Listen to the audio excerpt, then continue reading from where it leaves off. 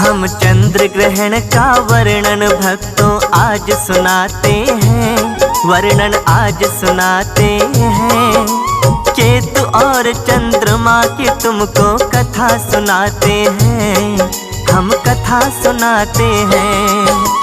कैसे चंद्रमा केतु की छाया में छुप जाते हैं, हाँ वो छुप जाते हैं।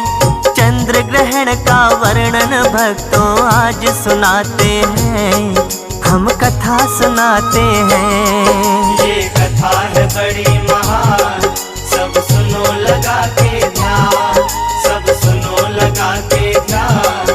ये कथा है बड़ी महान।